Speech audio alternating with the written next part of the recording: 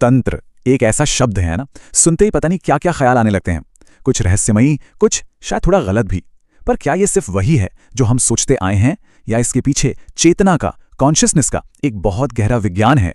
चलिए आज इसी प्राचीन टेक्नोलॉजी के रहस्यों को थोड़ा कुरेदते हैं। सवाल यही उठता है कि आखिर ये तंत्र है क्या? क्या ये सिर्फ पॉप कल्चर का एक हिस्सा बनकर रह गया है, या फिर इसके पीछे वाकई कोई गहरा वैज्ञानिक सिद्धांत है? सबसे पहली बात जो दिमाग में आती है, क्या तंत्र का मतलब सिर्फ इंटिमेसी है? मतलब जैसा कि फिल्मों या किताबों में अक्सर दिखा दिया जाता है? फिर ये कुछ बहुत ही कॉम्प्लिकेटेड पुराने जमाने के रिचुअल्स का कलेक्शन है, जिसका आज की हमारे लाइफ से कोई कनेक्शन ही नहीं है। और हाँ, एक और सबसे सेंसेशनल वाली धारणा कि कहीं इसका लेना देना किसी किस्म के काले जादू या मिस्टीरियस शक्तियों से तो नहीं।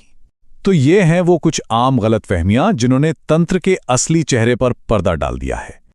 तो अब वक्त आ गया है कि इन मिथ से आगे बढ़कर तंत्र की असली सच्चाई को समझा जाए। तो फिर असल में तंत्र है क्या? देखिए, ये कोई रिचुअल या बिलीफ सिस्टम नहीं है।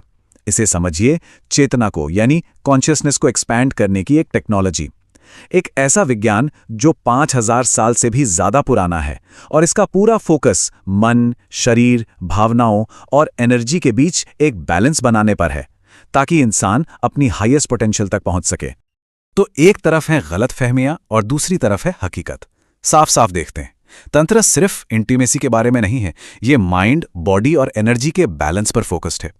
और ये सोचना कि इसका कोई साइंटिफिक बेसिस नहीं है, ये भी बिल्कुल गलत है। कई स्टडीज ने हार्मोन्स और ब्रेन केमिस्ट्री पर इसके असर को दिखाया है। और सबसे जरूरी बात, ये कोई धर्म नहीं है, ये एक स्पिरिचुअल साइंस है जो किसी पर भी लागू हो सकता है। अच्छा, तो अब जरा इस एंशिएंट टेक्नोलॉजी और मॉडर्न साइंस के कनेक्शन को समझते हैं। आपको पता है, तंत्र का सबसे गहरा असर हमारे नर्वस सिस्टम पर होता है, जो हमारे शरीर का, समझिए, एक तरह से कमांड सेंटर है। तंत्र में इसे कंट्रोल करने और शांत रखने की एक गजब की क्षमता है। अब अगर इसे साइंटिफिक नजरिए से देखें तो जो तांत्रिक ब्रीदिंग टेक्निक्स हैं, जिन्हें हम प्राणायाम भी कहते हैं, वो हमारे रेस्ट एंड डाइजेस्ट सिस्टम को एक्टिवेट कर देती हैं। इससे होता क्या है, हार्ट रेट धीमी हो जाती है, ब्लड प्रेशर कम होता है, और जो स्ट्रेस हार्मोन है ना, कॉर्टिसोल, उसका लेवल भी नीचे आता है। बल्कि फ्रंटियर्स इन साइकोलॉजी में पब्लिश हुई एक स्टडी में तो ये भी पाया गया कि सिर्फ 10 मिनट की कंट्रोल्ड ब्रीदिंग से कॉर्टिसोल का लेवल कम हो सकता है, सिर्फ 10 मिनट में। और बात सिर्फ स्ट्रेस कम करने की नहीं है, तंत्र की प्रैक्टिस हमारे दिमाग के फील गुड केमिकल्स को भी बूस्ट करती है, जैसे सेरोटोनिन, जिसे हैप्पीनेस हार्मोन कहते हैं, डोपामाइन जो मोटिवेशन देता है, और ऑक्सीटोसिन जो बॉन्डिंग के लिए जरूरी है। इन सब के बढ़ने से हमारी ओवरऑल मेंटल स्टेट बेहतर होती है। तो सवाल यह है कि ये एनर्जी काम कैसे करती है। इसके लिए तंत्र हमें कुछ बहुत पावरफुल टूल्स देता है। समझिए कि ये एक एंशिएंट टूल किट है, और इस टूल किट में 3 मेन चीजें हैं: मंत्र यानी साउंड की पावर, यंत्र यानी फॉर्म की पावर, और मुद्रा यानी जेस्चर की पावर। ये तीनों मिलकर एनर्जी को फोकस और डायरेक्ट करने का काम करते हैं। पहले बात करते हैं मंत्र की। इसका लिटरल मीनिंग होता है मन की रक्षा करना। ये सिर्फ कुछ शब्द नहीं है, ये असल में खास वाइब्रेशन वाली साउंड वेव्स हैं, और इनका मकसद है मेडिटेशन के जरिए हमारी चेतना को कॉस्मिक एनर्जी से कनेक्ट करना। फिर आता है यंत्र। यंत्र उसी एनर्जी का विजुअल फॉर्म है। ये एक सेक्रेड ज्योमेट्रिक डिजाइन होता है, जो सिर्फ एक सिंबल नहीं है, बल्कि अपने आप में एक एनर्जी सेंटर है। मेडिटेशन को फोकस करने के लिए ये एक बहुत पावरफुल टूल की तरह काम करता है। और तीसरा है मुद्रा।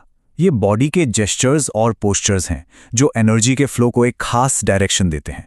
ये आसन, प्राणायाम और मेडिटेशन का एक कॉम्बिनेशन है, जिसके जरिए शरीर का इस्तेमाल करके चेतना की खास अवस्थाओं तक पहुंचा जाता है।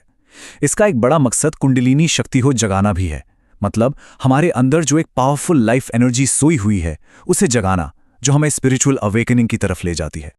चलिए अब तंत्र के सबसे गहरे और शायद सबसे रेवोल्यूशनरी पहलू की बात करते हैं, और वो है ह्यूमन इमोशंस को लेकर इसका बिल्कुल ही यूनिक नजरिया।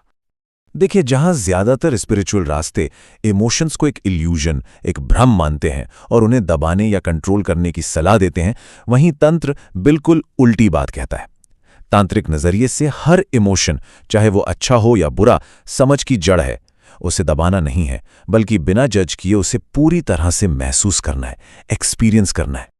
एरिक बैरेट की एक बात है जो इसे बहुत खूबसूरती से समझाती है। वो कहते हैं, जब आप दुखी ना हो तब रोना सुंदर है, जब आप डरे हुए ना हो तब डर महसूस करना सुंदर है।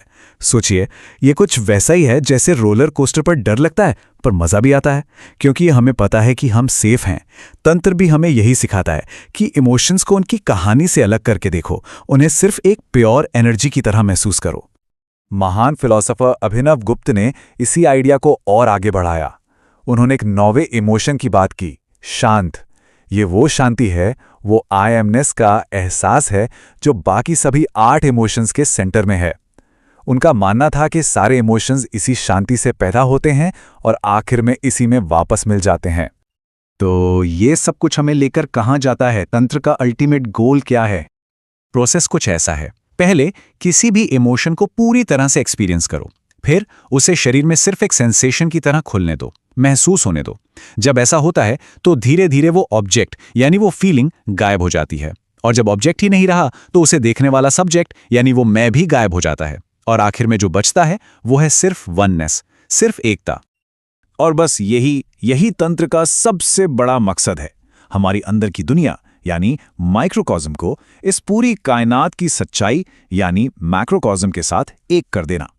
ये चेतना का वो विस्तार है जहां इंसान और यूनिवर्स के बीच का फासला खत्म हो जाता है।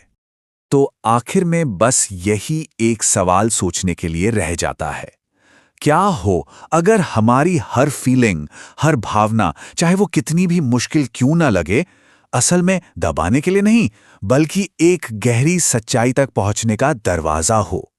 तंत्र हमें उसी दरवाजे की चाबी देता है।